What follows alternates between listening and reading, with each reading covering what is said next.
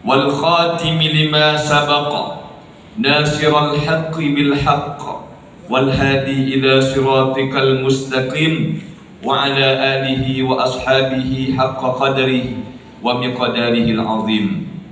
Apa kabar Bapak Ibu semua, sehat? Alhamdulillah. Yang terhormat Bapak Haji Rio Kasairi sebagai owner, sebagai komisaris PT Dianta Tour and Travel. Kemudian juga Ibu Dian Herawati, Ibu Dianta, biasa dipanggil begitu, sebagai owner dan juga sebagai direktur utama. Kemudian direktur operasional, direktur umroh, manajer apa direktur Bu? Direktur. Kemudian Ustadz Zardi yang beberapa hari yang lalu datang ke kantor wilayah Kementerian Agama Provinsi Riau meminta kami untuk menjadi narasumber memberikan manasik pada hari ini. Yang saya muliakan Ayahanda Bapak Haji Nasrun, beliau adalah pembina kami ketika kami kuliah dulu, tinggal di musola. Beliau adalah orang tua kami yang tadi membaca doa di hadapan kita bersama. Sungguh nikmat syahdu doa yang disampaikan oleh beliau, tergugah hati kita. Yang saya muliakan adalah para jemaah Duyufur Rahman, para tamu Allah, jemaah umroh yang insya Allah mulai berangkat melaksanakan ibadah umroh pada tanggal 17 Juni. Tanggal 13 Bapak dan Ibu itu jemaah sudah mulai masuk. Jadi tanggal 11 jemaah haji pulang. Tanggal 13 mulai masuk jemaah umroh. Lalu Bapak dan Ibu insya Allah masih di hari-hari awal dalam musim haji pasca haji 2025 1446 Hijriah ini, nanti akan bertemu dengan jemaah haji ketika Bapak dan Ibu berada di Madinah. Bahkan juga di Mekah masih bertemu tuh dengan jemaah haji. Tentu yang menjadi tamu Allah bukan hanya jemaah haji, jemaah umroh juga merupakan wafdullah, duyufur rahman, para tamu-tamu Allah. Bapak dan Ibu yang saya muliakan, izin kalau ada mic apa Pak? Karena saya tidak haruskan berdiri di belakang podium terus. Jadi boleh saya bergerak ke pojok kiri atau ke depan. Baik Bapak dan Ibu yang saya muliakan, tadi luar biasa penyampaian materi oleh Ibu Dian.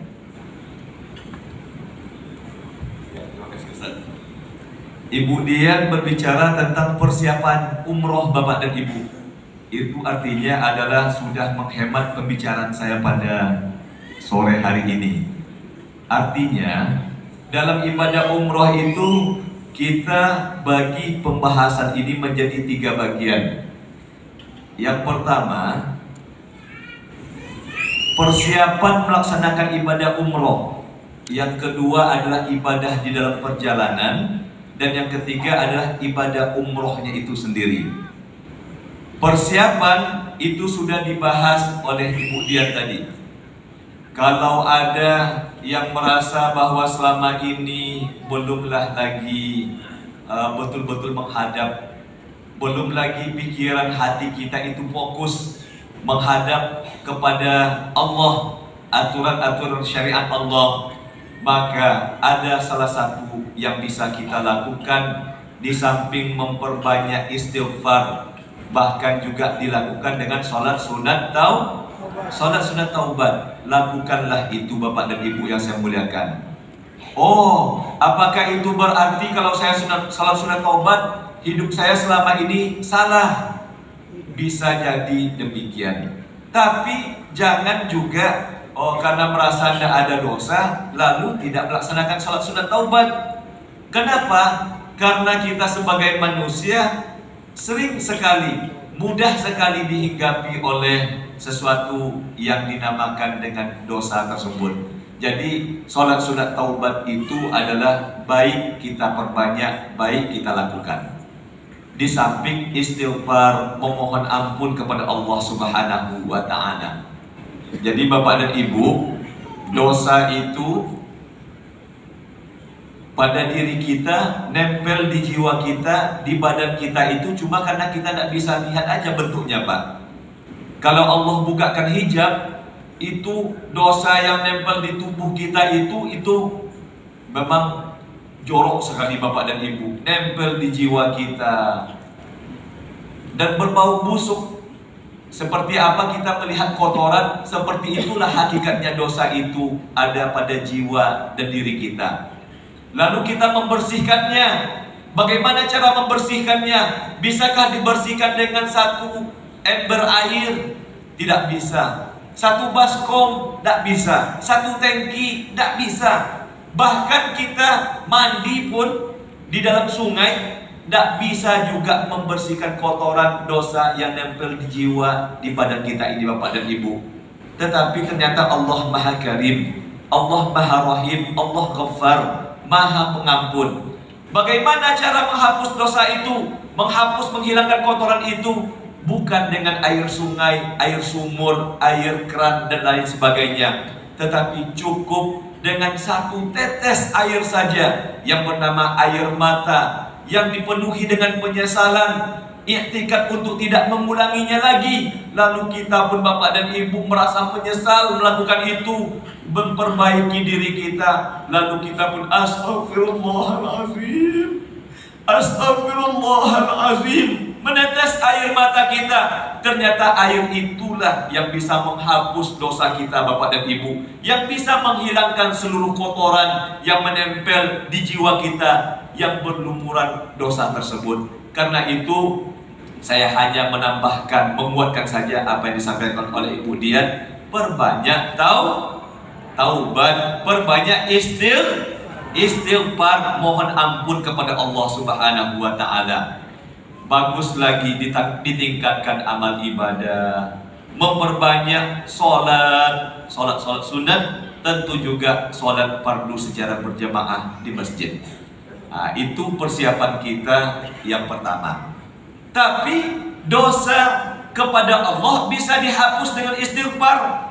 Kalau ada dosa yang berkaitan dengan hukuk Bani Adam, hak-hak anak Adam, tidak bisa kita hanya istighfar saja, Pak. Bu, saya minta maaf ya. Kenapa Bu? Kemarin saya berhutang sama ibu, tidak bisa saya bayar. Mohon dimaafkan saja, perbanyak istighfar. Tidak bisa, karena itu berkaitan dengan hak-hak anak Adam. Kalau dia hutang, bayar. Kalau ada kesalahan, ucapan yang terlanjur, perbuatan yang terlanjur, ibarat kata naik tergeser, turun tersenggol, maka minta maaf. Itulah cara kita mensucikan diri kita. Hak Allah beristighfar dan sholat taubat. Hak manusia minta maaf dan membayar kalau itu berkaitan dengan hutang piutang. Nah, itu yang pertama Bapak dan Ibu. Yang kedua berkaitan dengan adalah ibadah di dalam perjalanan. Kita punya waktu kan lumayan Bapak dan Ibu sampai jam 17. Jadi saya punya waktu yang longgar ini untuk bisa membahas banyak hal. Yang kedua adalah ibadah di dalam perjalanan. Kalau tadi ada persiapan sebelum berangkat, yang sekarang kita dalam perjalanan apa ibadah? Kita kan pergi beribadah, pergi umroh, kan pergi beribadah enggak Bapak dan Ibu? Pergi ibadah, tetapi perjalanan itu sendiri juga adalah merupakan bagian daripada ibadah. Banyak ibadah yang kita bisa lakukan ketika di dalam perjalanan Bapak dan Ibu. Mulai dari membaca doa ketika kita keluar dari rumah, doa ketika kita naik kendaraan, doa ketika kendaraan mulai berangkat, doa ketika kita sampai di tempat tujuan, doa dan zikir selama di dalam perjalanan. Tetapi yang saya maksudkan adalah memfokuskan pembahasan ini pada 3 hal. Yang pertama, yang itu juga ibadah dan perjalanan, tapi pembahasan saya fokuskan pada 3 hal. Yang pertama adalah sholat secara jamak dan qashar. Apa Bapak dan Ibu? Yang pertama, sholat secara jamak dan qashar, karena berlaku hukum musafir. Tentu Bapak dan Ibu yang biasa berpergian, yang biasa musafir, oh tidak payah lagi Ustaz, sudah paham. Alhamdulillah.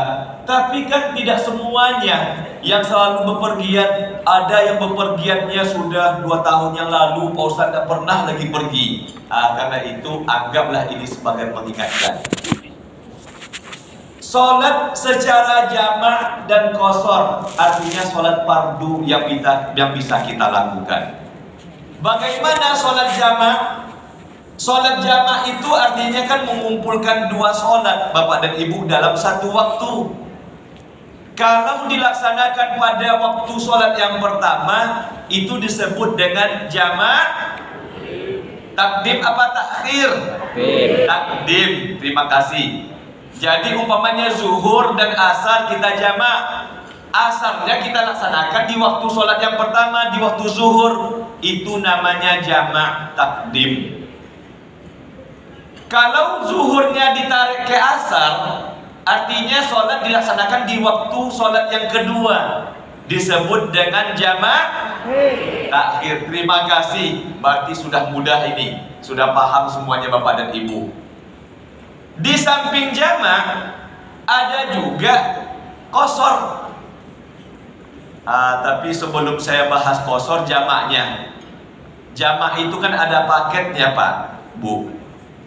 Yang bisa dijamak itu adalah hanya 4 sholat. Dan paketnya ada zuhur kawannya asar, maghrib kawannya isya, subuh tidak bisa dijamak. Jadi jangan pula jamak subuh nanti dengan zuhur. Membuat hal baru kita namanya itu kan. Tapi kenyataan Pak, saya membawa jemaah umroh tahun 2023 di bulan Januari musim dingin. Jadi karena kami naik tren kereta cepat di Madinah, lalu kami sholat maghrib dan isya. Kata tour leader kepada saya, Pak Ustadz, katanya, ada jemaah di belakang tak ikut sholat. Kenapa dia tak sholat? Apakah dia pilih nanti jamak takhir? Kata saya. Enggak Pak, katanya sudah sholat, katanya. Sholatnya kapan? Tadi dijamak dengan asar, katanya. Wah, karena saya sebagai mutawif, tanggung jawab saya kan untuk memastikan ibadah jamaah. Pak Haji, saya bilang, udah sholat? Udah Pak, katanya. Dia pula dia jawab sudah sholat. Udah Pak, kapan sholatnya? Tadi di hotel jamak dengan asar, katanya. Maghrib dijamak dengan asar Pak. Saya bilang, Pak Haji, saya bilang, jadi izin ya, saya sampaikan. Nanti Bapak buat masakan sendiri pula, enggak? Saya bilang. Terus gimana Pak Ustadz, katanya? Enggak boleh. Ada paketnya Pak, saya bilang. Kalau Bapak lakukan jamak, zuhur dengan asar, maghrib dengan isya. Jadi kalau begitu gimana Pak, katanya. Boleh bingung dia kan? Gimana Pak? Asarnya kan sudah sholat, maghribnya itu belum dianggap sholat. Sekarang Bapak sholat secara jamak takdim, gabung dengan isya nanti. Saya bilang, siapa? Makasih banyak Pak Ustadz, katanya.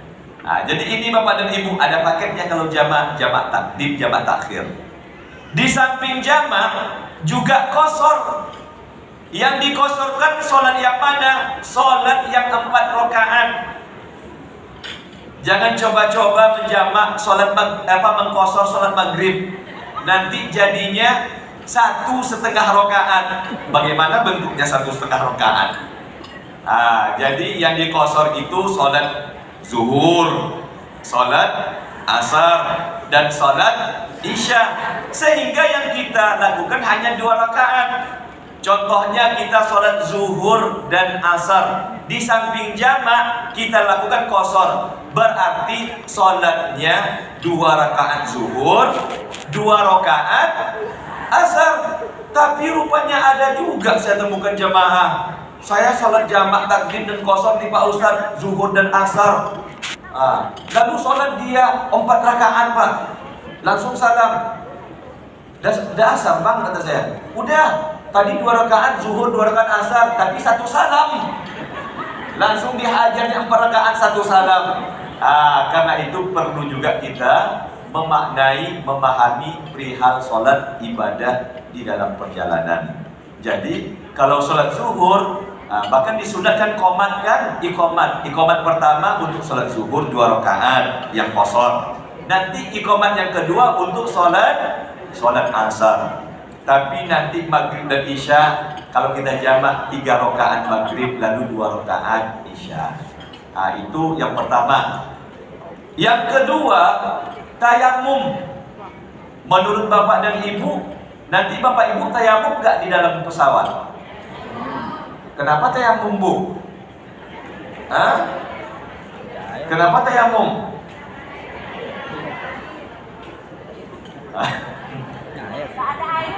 Nggak ada air, yakin? Menghina pesawat Malaysia Airlines ibu namanya nggak ada air. Nanti marah Pak Rio nanti. Yang dicatat pesawatnya nggak ada airnya. Marah Pak Rio nanti sama ibu. Jadi gini, ini hanya menjadi pemahaman kita. Kalau kita melaksanakan tayamum dengan ketentuan yang ada. Bagaimana ketentuan tayamum? Yang pertama, tidak ada air. Kalau tidak ada air silakan tayamum. Atau airnya ada, tapi terhalang kita menggunakannya. Kita umpamanya di dalam gedung, lalu di luar gedung itu kaca akan terkunci, nampak air di sebelah tapi tidak bisa dijangkau, itu terhalang. Itu namanya kalau itu boleh tayamum. Atau airnya bisa kita jangkau, tetapi kata dokter jangan dulu Bu, karena penyakit ibu ini kalau kena air bisa berbahaya, bisa makin gawat. Artinya tetap terhalang, maka itu boleh dilakukan tayamum. Tapi kan begini, ya kata sebagian ustadz kita, pendapatlah ya, boleh tayamum di dalam pesawat katanya. Cuma saya memang menganjurkan kepada jamaah keluar dari perbedaan itu. Apa perbedaan itu? Masalah hukum tayamumnya itu. Kalau umpamanya dikatakan karena di dalam pesawat boleh tayamum karena repotnya mendapatkan air. Tetapi kalau kita tayamum di dalam pesawat itu seperti apa? Saya mengajak Bapak dan Ibu keluar dari perbedaan pendapat, karena ada yang tidak membolehkan tayamum di dalam pesawat. Alasannya, bagi mereka yang mengatakan boleh tayamum di dalam pesawat, itu karena dimanapun kita bisa mendapatkan debu. Karena itu tayamum dilakukan di dinding pesawat atau di sandaran kursi di dalam pesawat. Pertanyaan saya, betul Bapak dan Ibu ada debu di dalam pesawat? Sebagian mengatakan ada, tapi kalau saya lihat teknologinya pesawat itu, alat vakumnya itu luar biasa Pak. Vakum kan sebelum kita masuk kan divakum. Karena itu coba Bapak dan Ibu nanti ya perkenalkan nanti bagaimana bentuk di dalam pesawat, usahakan berwudu secara bergantian. Tetapi saya melihat bahwa kita tidak berhajat betul untuk tayamum di dalam pesawat, tetapi di dalam keadaan lain bolehlah. Berkaitan dengan tayamum sudah paham semua kan? Nah, saya ulang lagi. Nanti jangan bertayamum seperti wudhu. Nanti diapakan mukanya pakai debu, lalu tangannya, lalu kepalanya, lalu kakinya. Tidak seperti itu tayamum. Rukun tayamum, anggota tayamum maksud saya hanya 2, wajah dan telapak tangan. Jadi kalau kita bertayamum, ada wadah yang ada debunya, lalu kita tepuk. Lalu kita berniat sengaja aku tayamum untuk mengangkatkan hadas kecil karena Allah Ta'ala. Lalu kita, jadi cara bertayamumnya, kita tepuk wadah yang ada debu, lalu kita sapukan di dua anggota tayamum. Yang pertama wajah. Jadi yang disebut dengan wajah mulai dari tempat tumbuhnya rambut sampai ke dagu secara memanjang, secara melintang mulai dari telinga kanan, depannya telinga kanan sampai ke telinga kiri. Inilah yang disebut dengan wajah. Mulai dari jidat tempat biasa tumbuhnya rambut, lalu kita ginikan.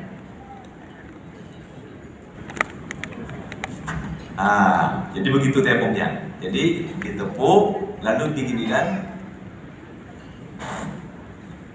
Tadi dikatakan Pak Ustadz mulai dari tempat tumbuhnya rambut, maksud saya tempat jidat, tempat biasanya tumbuhnya rambut. Tapi kan ada juga orang tumbuh rambutnya itu di sini, Pak. Ada yang ke sini, jangan pula dari kepala tuh. Dari jidat tempat kebiasaan tumbuh rambut. Nanti tumbuh rambutnya di sini, Pak. Dari belakang pula boleh disapu. Ya. Yang kedua, tangan sampai siku. Maka laksanaannya tepuk lagi yang kedua. Lalu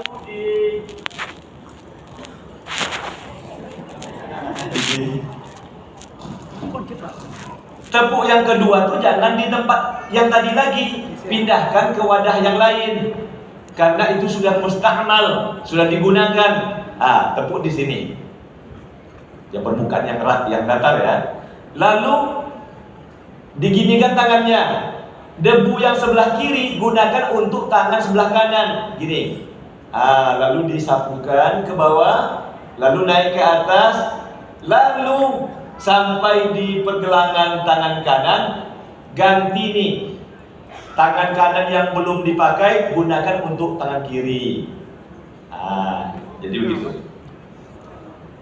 Atau boleh juga dengan cara kedua. Kalau cara yang kedua hanya satu tepuk. Kalau tadi kan tepuk pertama untuk wajah, tepuk kedua untuk tangan. Kalau satu tepuk bagaimana? Umpamanya debunya hanya satu, umpamanya kan kita gunakan cara yang kedua. Bagaimana? Tepuk, lalu disapukan ke muka, langsung dengan tangan, hanya sampai pergelangan tangan saja.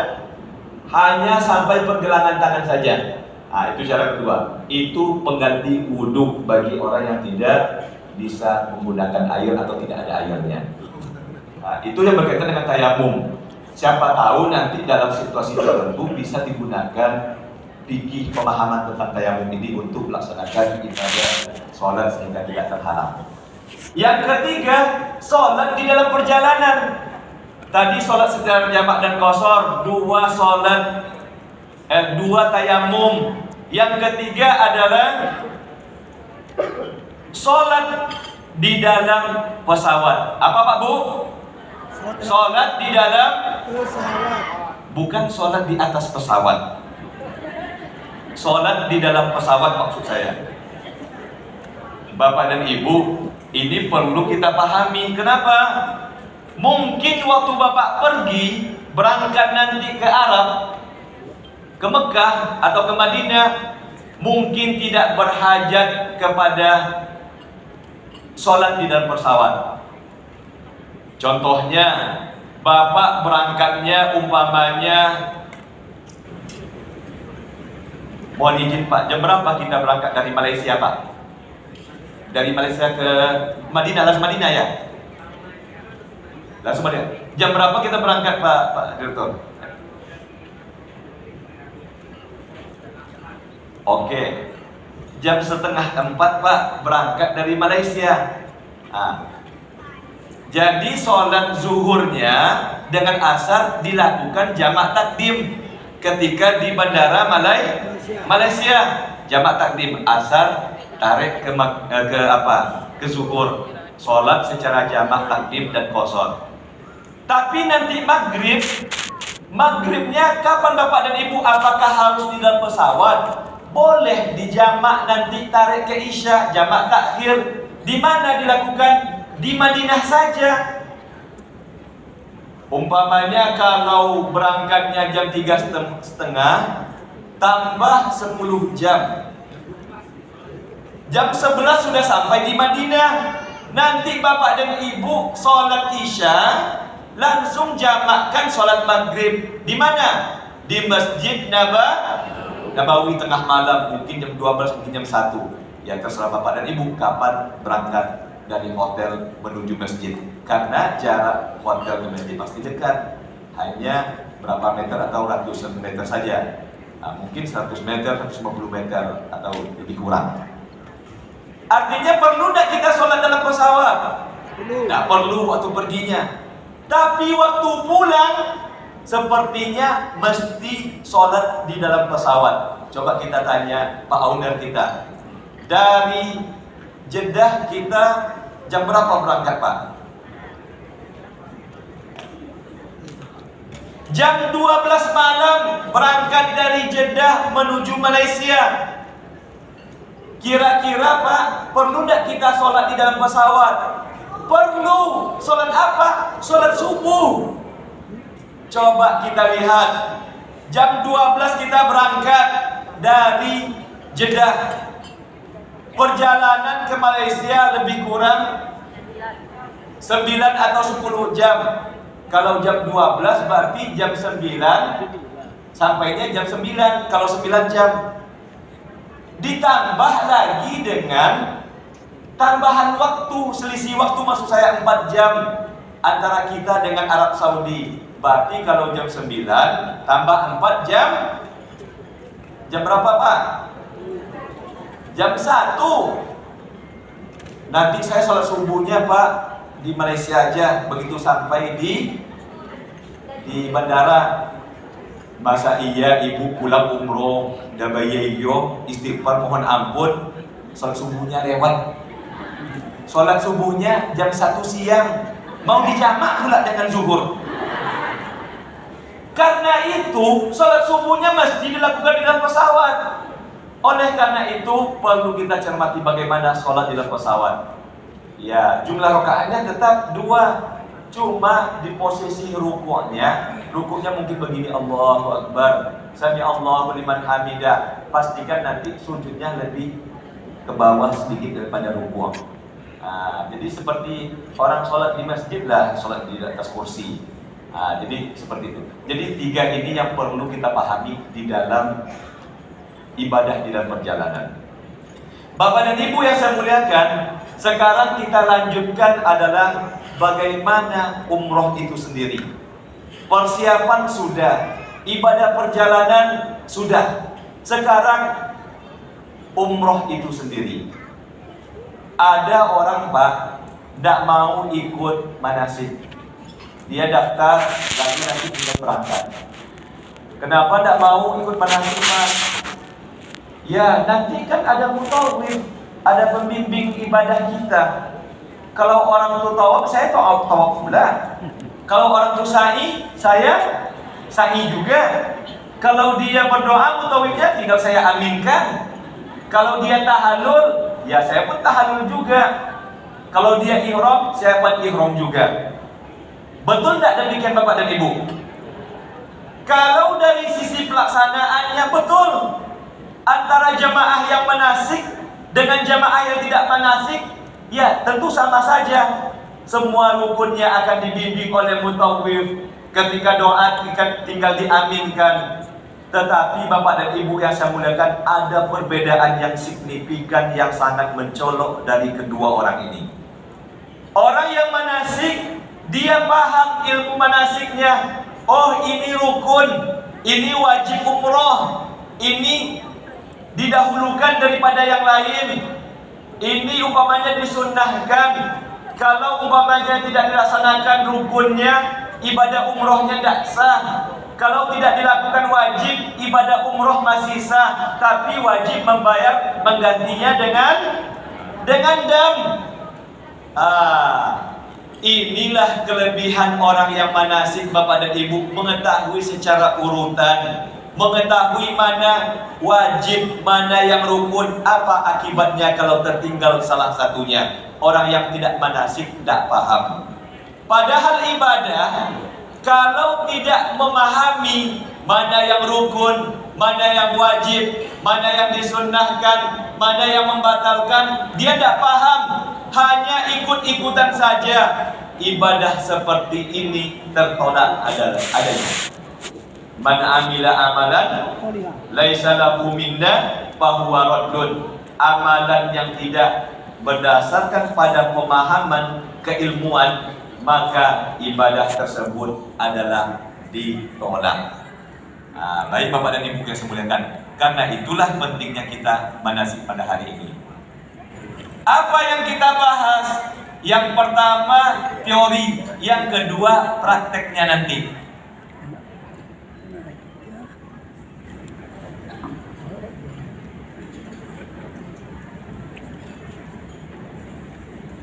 Yang pertama teorinya, pemahaman hukum manasik. Yang kedua kita praktekkan nanti. Praktek nanti mungkin setelah sholat asar, setelah istirahat.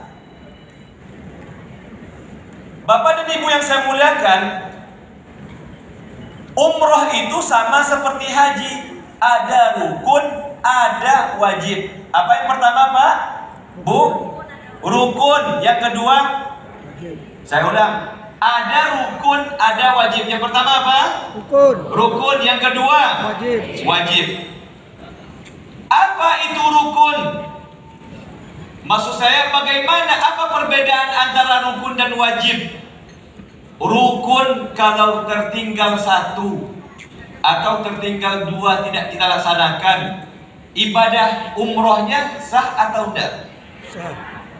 Rukun tinggal tidak kita laksanakan satu saja, umrohnya sah atau tidak? Sah. Sah. Sah. Wah, mantap pula. Ibu ini ada pula yang jawab sah. Rukun tinggal Pak. Tidak boleh. Sah tidak ibadah umrohnya? Tidak. Tidak jelas saya. Sah jawabannya tidak sah. Tidak. Jadi kalau rukun tidak dilaksanakan, ibadah umrohnya tidak sah. Capek-capek saja Bapak dan Ibu pergi ke Mekah, keluarkan uang yang banyak, ibadah umrohnya